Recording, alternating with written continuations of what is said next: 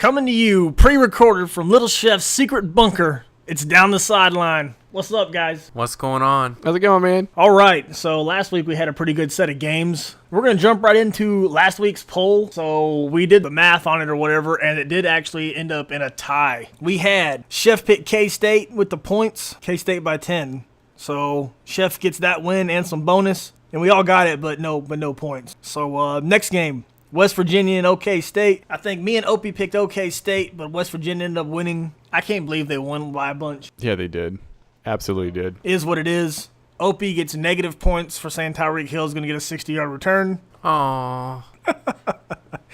We all picked Mississippi State. Little Chef and I picked Ole Miss, although I discussed it with them, and they said that I don't get bonus points for saying Pruitt is going to have a pick six. But hey, forced fumble and a fumble recovery is good enough for me. I have bonus points in my head, but they don't agree with it. That's fine. Do I get bonus points for picking LSU? I was totally wrong on that game. I was totally right. We'll get into all that later. But the most awesome pick, USC and Utah. I picked Utah was the only one.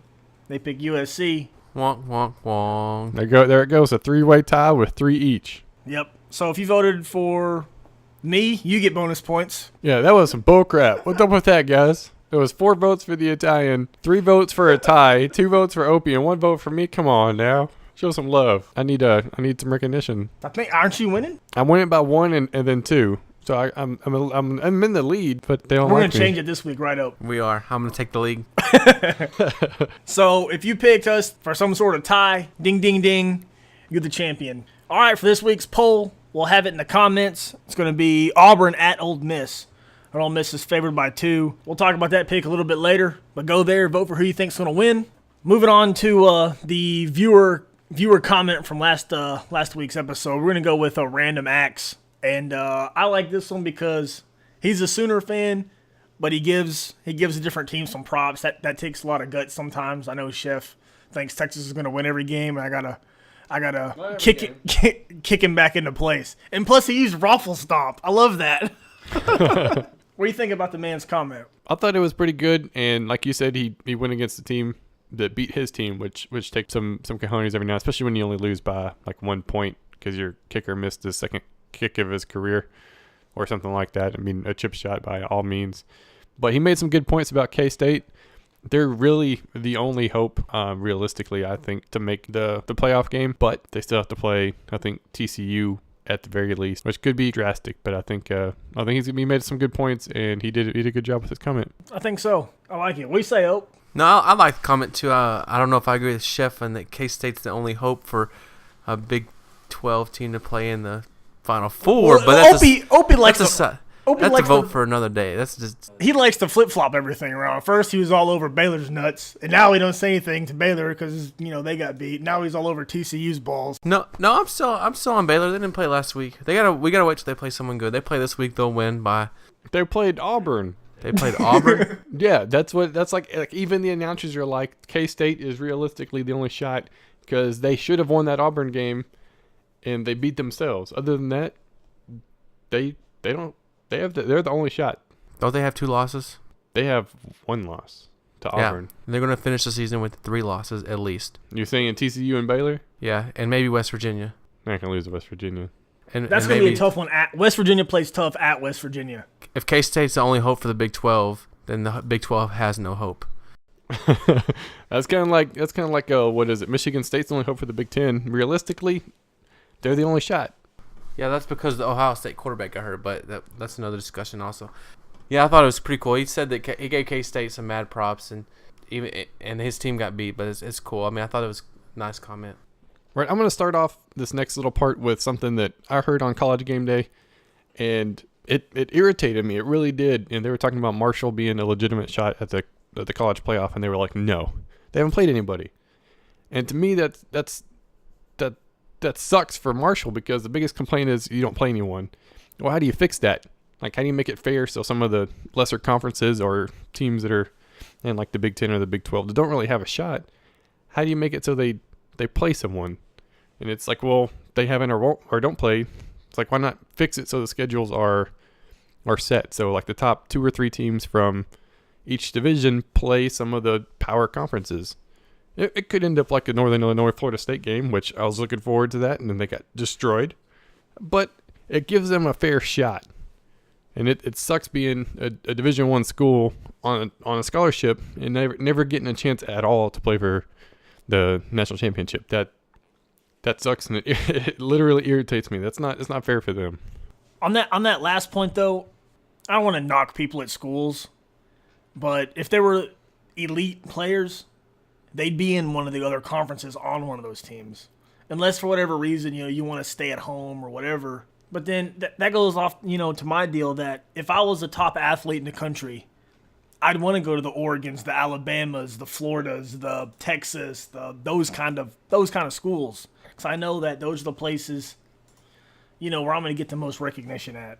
Yeah, it just sucks. It does, yeah. And like I said, I don't want that to come off that I'm knocking players that want to go play for Marshall or want to go play for SMU or UL Lafayette, schools like that. We make a lot of jokes, but I think all three of us would love to have gotten a scholarship offer to a D1 school out of high school. And we didn't get any offers like that for any D1, no matter how big or small. So, I agree with you. We're not ripping the Marshalls, the Northwesterns, or any of those smaller schools like that. But I understand what you're saying. Right, but I was saying just like overall, in the grand scheme of things, if they were Todd Gurley, are they going to go to Marshall? You got an offer from Marshall, and you got an offer from, another school like that, but then you have this, 2 or 3 from Georgia or wherever. Of course he's going to go from Georgia. Of course he's probably from. I don't know where he's from. I would assume he's probably from right there in Georgia, Alabama, Tennessee, because a lot of those guys in the SEC, for whatever reason, that part of the country makes some hella good athletes, and I'm not sure what it is. It's just one of those things like Alabama plays a West Carolina. Why not throw one of those top teams or quote-unquote top teams from another conference in there? I mean, give them a shot. I know you don't want to get beat at the end of the season or at the beginning of the season, but stop playing cupcake Division II teams and play at least a D1 school. Come on. I say that all the time, but then in the beginning, how are you going to know that Marshall's going to be undefeated at this point and playing really well? Based off the end of the season, how they rank at the end of the season, base it off that. If they were 5-2 in their conference or whatever, have them play somebody else. Well, they do that, just not with Marshall. They do that with Alabama and all the other teams. Well, what about this? And I mean, this is just an idea, but of course the NCAA would never do this. This is what I've always thought the NCAA should do with as far as the ranking goes.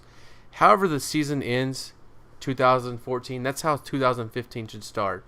And before you get all up and tight and say the recruiting class and everything, at the end of the season, the teams are going to get into place where they're at. And another thing to go along with that is I think if a team played in a bowl game last year, they should play the team they played in the bowl game sometime during this season. So that gives a chance for the ones that are the smaller schools to play that same team again during the year at some point.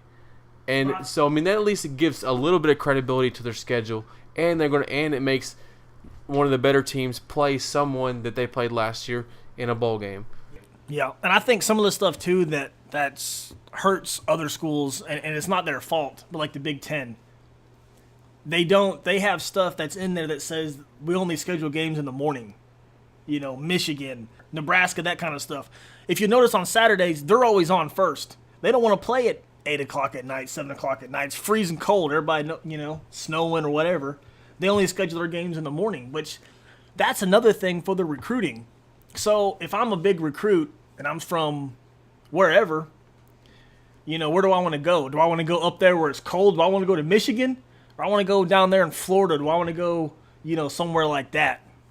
And with like a lot of those bigger schools, the smaller schools like the Marshall, the Alabamas and LSU's of the world, they want Marshall to travel there and play, and they don't want to go on the road and play because I guess you don't want to go play and take a chance on getting beat there or whatever it is. But it seems like we could work something out where maybe, I don't want to say a neutral site, but I mean there's a lot of games that they play at neutral sites, like the OU Texas game every year is played at a neutral site. So, but I mean I think I do agree that there should be something. But then on the other hand, do you really think Marshall's gonna be that good if they were in there? Arkansas, they're a decent team. They're not anywhere close to any kind of playoff or anything. Will Marshall beat them? Do I think it's going to happen? No, there's no way. But do they deserve a shot to try it? I think every team is in Division One. But then on the other hand, we'll do it like we did. Come on, Alabama, you're playing Marshall. Come on, Ole Miss, you're playing Podunk U. But then it would be a reflection of last season. Last season they were ranked in the top 25 or the top 10 in the season. Have them see if they can earn that again. Give them a fair chance. Give them a fair shake. And some of the stuff, I don't think there should be any rankings until about week 3 or 4 anyway. Maybe even 5. Let people play. Let's see how they do, and then let's throw some rankings at them. For example, if Mississippi State didn't play in the SEC, would you consider them to be ranked this top of a team? If they played in Marshall's conference? Yes, because they kicked the crap out of most of these other teams. And I agree they did. If they were in the Big 12 with the way their defense is, if that air raid stuff, I don't think that would work. That defense is so built for the spread. We've seen what LSU did to them running those heavy packages. Right, but what I'm saying is that if Mississippi State's I don't know who Marshall's played, and I don't know how bad they beat them, but Marshall, I'm assuming, has beat the teams they played pretty good. If Mississippi State was that team that's beating their teams pretty good, then are we going to say that it's because they're playing in the WAC? Is Mississippi State a byproduct of getting to play in the SEC? Just like next year, for example, if Vanderbilt started out 7-0, they would be ranked in the top 5. Well, because they would have to beat all the other teams that are already going to be ranked. Right. I think it's just a product of their environment. Right. So even if Marshall's that good, they're not getting the recognition because they're playing what we consider the weaker teams. Moving on from that, I think we could all talk about that forever. I just wanted to give a shout out to, I did watch Oregon and Cal. Royce Freeman.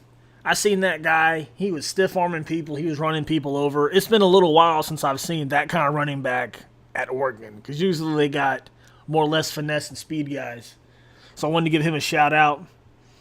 I also wanted to give a shout-out to Josh Robinson. Man, the running back from Mississippi State, there was one play. We'll have Chef link it in there if he can find it. He had about 8 broken tackles in one play. I also want to say Mississippi State's passing games looked a little bit lackluster. Mississippi State's secondary didn't look all that great, but their D-line was awesome. And come on, Kentucky. How you let them return an onside kick? Come on now. Yeah, that was awesome. He scooped it and was like, see ya, I'm out of here. Right. Touchdown City. And then the Ole Miss, LSU, to kind of wrap this deal up and let other people talk, because I tend to ramble a little bit. Wallace, man, what are you doing talking to the fans? And I understand being aggressive and chest bumping or head butting that guy or whatever you done. You're the quarterback, man. You're held to a higher standard. You can't be doing that and causing 15-yard penalties and worrying about somebody that's liberal arts major screaming at you at LSU. Come on, dude. I would expect that from maybe a freshman or a sophomore, maybe getting his first start. This is like your third year maybe? You've been to LSU before. You've played there before. You've played at all these places before. Come on, man. And stop missing open receivers. Your defense gave you every opportunity to win that game, and you couldn't do it. Yeah, Ole Miss had the opportunities because of their defense. Like it was for sure. And I got to give props to Opie because he said that LSU was playing better than they were, and their defense, in my opinion, stood up when they needed to. I mean, they shut down the run pretty much and made him throw it, and he was missing open receivers. And like Mike said, now teams know they can get in Bo Wallace's head. So from here on out, all the students or whoever's going to be closest to the bench, they're going to be yelling at him the entire game. I'm going to go ahead and give a shout-out to TCU last week for scoring 82 points. We did check the stats, and that is more points than their men's basketball team scored at any point during the season last year. Just kidding. We didn't actually check the stats on that But one. they did run out of fireworks. But and I got to give a shout-out to Deontay Gray, the wide receiver, I believe, for TCU. A 92-yard touchdown catch. It was a nice play. Long. That's almost 100 yards. That's 8 less than 100. Oh, thanks for the math lesson there. I'm a math whiz. But yeah, TCU 82 points. I mean, it was against Texas Tech, but still 82 points. That's pretty crazy. So that's a new record for them too. 31 in the third quarter. One other thing I want to mention about Ole Miss LSU, and I was watching the game, is the last play. And if you didn't see it, basically what happened, there was a penalty. 15 yards are down there. They're in field goal position. LSU calls a timeout. The teams go to their sidelines, right? Ole Miss comes back out with the offense. It was third down. Ole Miss comes back out with their offense. So the special teams unit of LSU runs off the field. The defense runs back on. They call a play. Now it's a rollout bootleg to the short side of the field. And I'm assuming the idea was if nothing's open, but Wallace can throw it away because he's outside the tackle box, or he can run out of bounds and get a couple more yards. This guy throws it into double coverage and it's picked off. I couldn't believe that he made that kind of decision, which turned the game around. So I don't know. I'm not there. I'm not a quarterback. I don't know. I'm just saying. I liked the play call though, because you caught LSU off guard. Here they are scrambling around, throwing the defense back on the field. So I like that, and props to them for covering, the play there on defense. But I just wanted to mention that because it was kind of a controversial deal. The only thing is, I didn't get to see the game, and I haven't seen the play, but with him jawing with the crowd and things like that, it just seems like this was almost like a hero play. And I don't know about Wallace, it's maybe not a characteristic. But second of all, and I don't think the coach should have put the ball in his hands. I think with 7 seconds left, especially in college overtime, you're guaranteed to get the ball in overtime, kicks the field goal, go to overtime, and you're guaranteeing your team first and 10 at 25. But I mean, you saw the game, so you know more than I do. Now I like the play call. You know what? He's led you up to this point. He's your senior quarterback. He's just done better, with the ball. Would you do it again next week? Absolutely. He's got to tell him. He's got to make good decisions. That's all there is to it, I think. Moving on to this week's picks. We're in Week 10.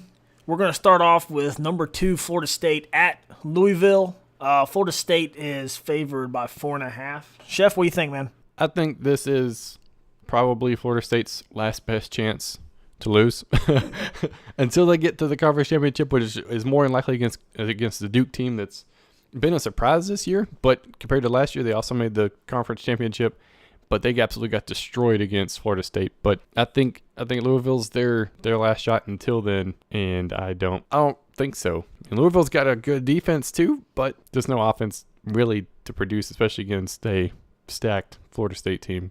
So I'm gonna take Florida State reluctantly. Yeah, and I'm probably gonna do the same thing.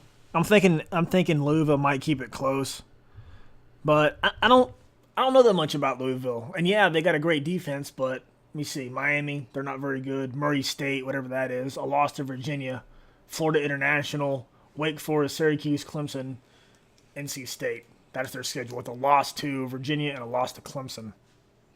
So I'm gonna take Florida State on that one, just with the experience and the quarterback with Jameis Winston. Opie, what do you think, man?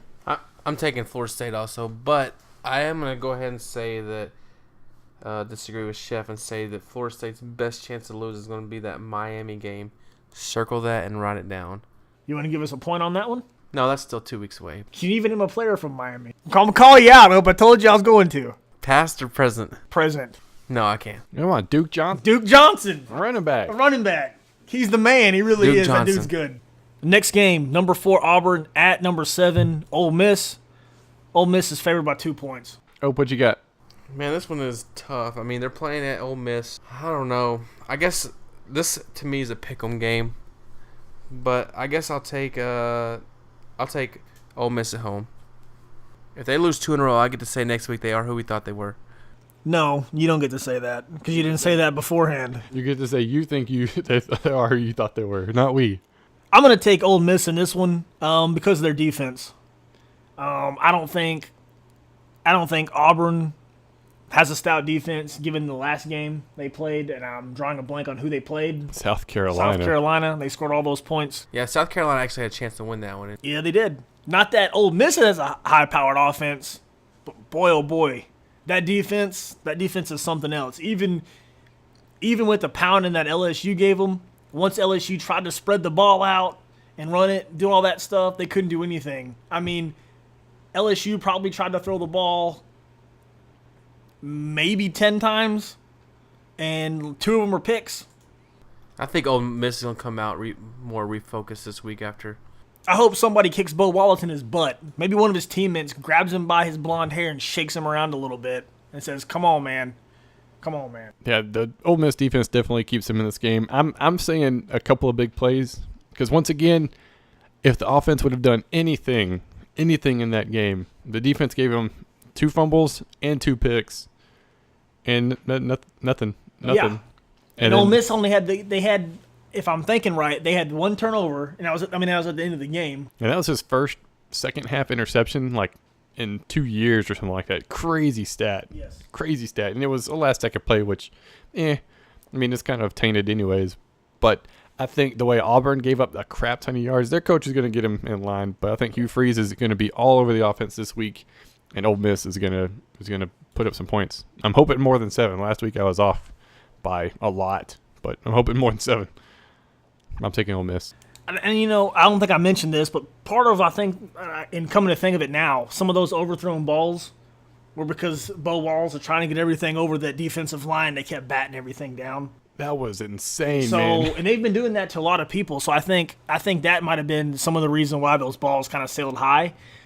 But I'd put money on it if they weren't batting those balls down, he would connect with those open receivers like that, because Ole Miss has got a set of good receivers. It's gonna be interesting this week too, because one of the Kimdichie brothers got hurt in that LSU game, and he was in a boot for pretty much the whole half at least. So if he's not back, that could be a huge blow for their defense. Granted, they got some good teams, but I mean, he's easily one of the people recognize the name on that team. One of the Land Sharks. Yes, sir. Getting them. I love watching that defense. They're badass. Next game, number 18 Utah at number 15 ASU. ASU's favored by 5. I'll go first on this one. I think with the pass rush that Utah has on that Arizona State, I think this is probably one of the better defenses they've faced yet. I can't remember Arizona's schedule. Pull that up for me. Okay. UCLA, SC, and Stanford. They did beat Stanford, but Stanford's defense isn't as stout as it was in years past. So I think, yeah, and they barely beat Colorado. So yeah, I think I'm gonna take Utah on this one. Even though it's at home, that's fine. Yeah, I'm gonna agree with you on that one, Mike. If it wasn't for Utah's slip up against Washington State, where they got beat 28-27, this team's undefeated, and we're talking about them being in the top 5. So I think I'm going to take Utah on this one also. Yeah, Utah's kind of sneaking in there. They don't really get too much recognition. Oh, I'll tell you what, a little shout-out. Those uniforms Utah had were sweet. They were all black, and they had the matte black helmets, and that circle with the feather was like chrome. They were slick. You see the Illinois, the Gray Ghost? I didn't see them. Those look pretty cool. Awesome. They look pretty cool. I love seeing everybody's uniforms. I'm actually going to go Arizona State. I think this game is going to be a heck of a doozy for sure. Pardon my language. But this game is for easily the top of their division, the Pac-12 South. Because one loss, there's 3 teams with 1 loss right now. And UCLA, I'm saying if they don't win this week, they're out of the picture for sure. But Arizona State, Utah, Arizona, all right there together. This is a huge game for whoever takes control of the conference, and I think Arizona State's going to pull it out. So you think either one of these teams? I'm not sure if we're going to talk about Oregon or not, but either one of these teams can beat Oregon in the conference championship? Probably not Arizona State. I don't know that they have the pass rush, but the pass rush that Utah has with the banged-up offensive line that Oregon has, if it doesn't get healthy, then yeah, I think it's going to be a little bit of a problem.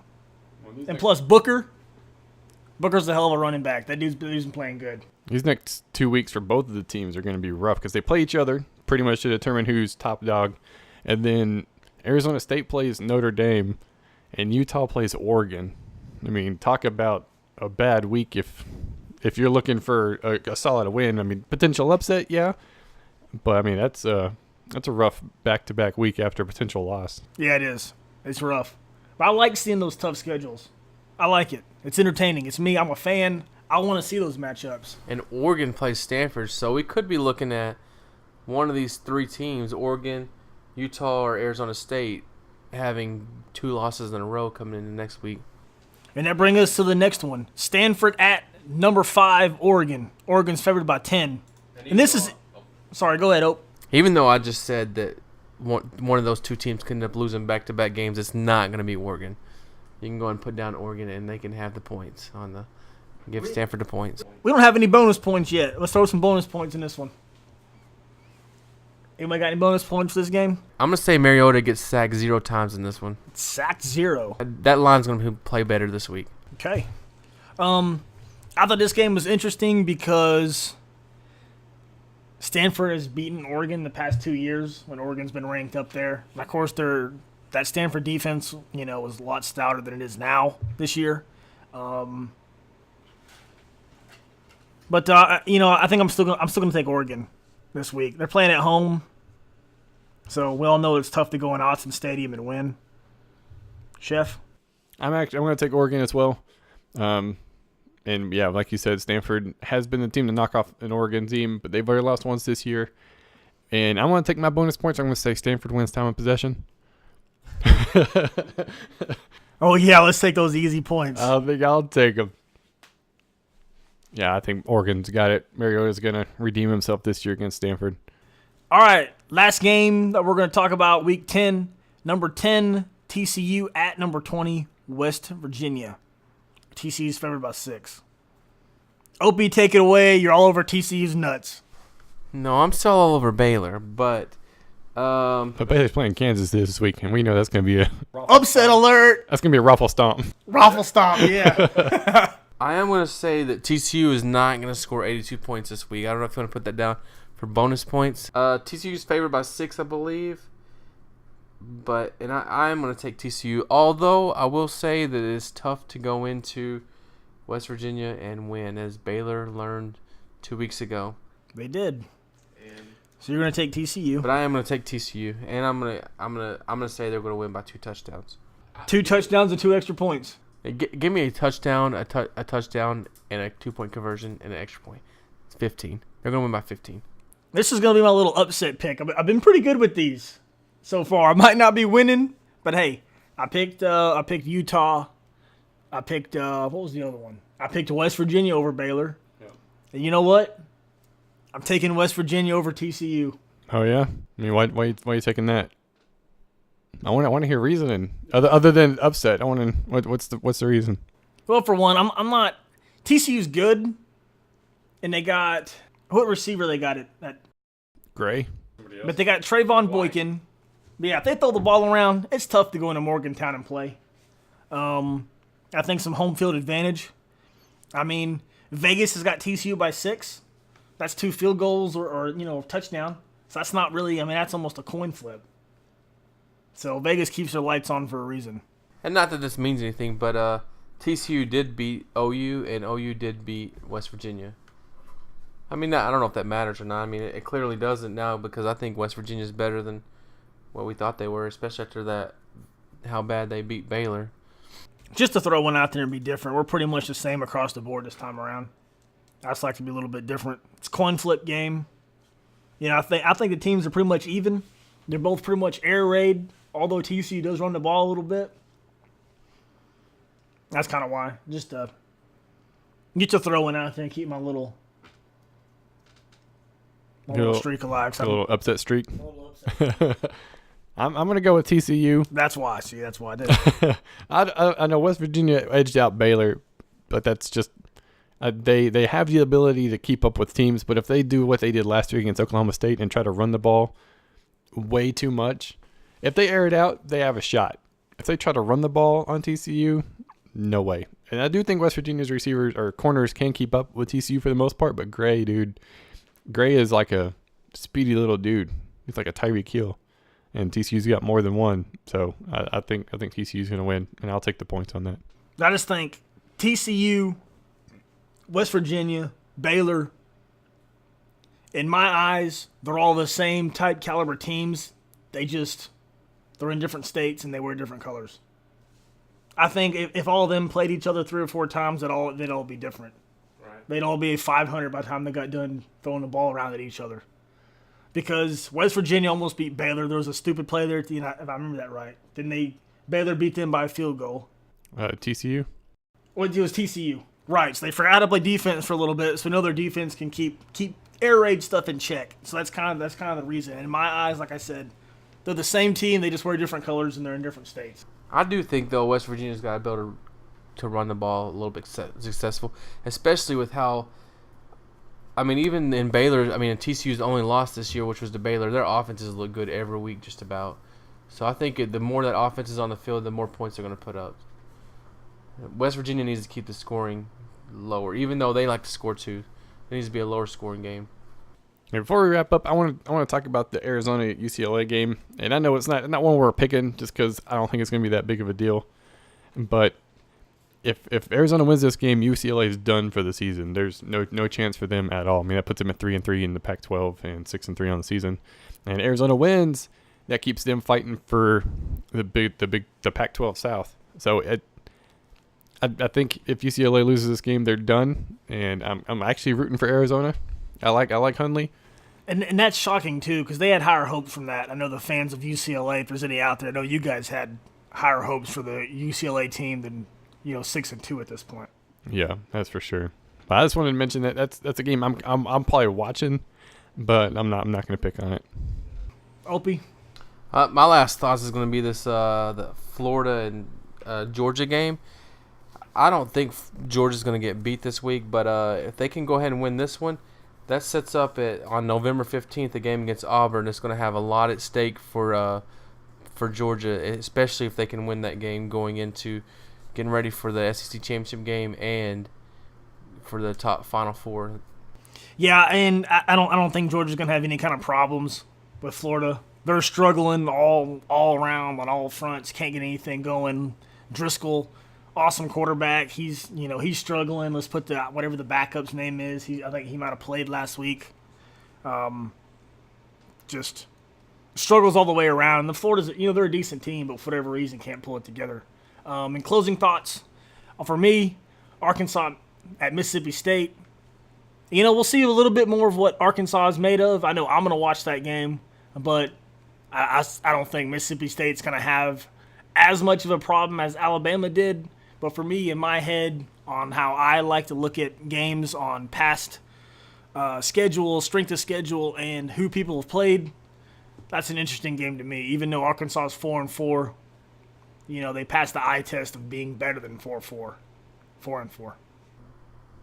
Yeah, because like you said, they played tough against Alabama, and so if Mississippi blows them out of the water, it really kind of shows the separation between Mississippi and Alabama that maybe more than what we already thought it was. And it's one of those, if you take this team, put them in any other power conferences, they'd probably win it or be one of the top two teams, not bottom of their division.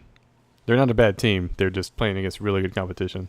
I think that's going to do it, wrapping up Down the Sideline. As always, I appreciate you guys hanging out with me. It's always fun to get together and do these videos. I enjoy it. Thanks, man. Yeah, it's been a blast, even with the technical difficulties. Yeah, we always have some of those, don't we? All right, we're out. Signing off from the bunker. We'll see you next time. Deuces. Later, guys.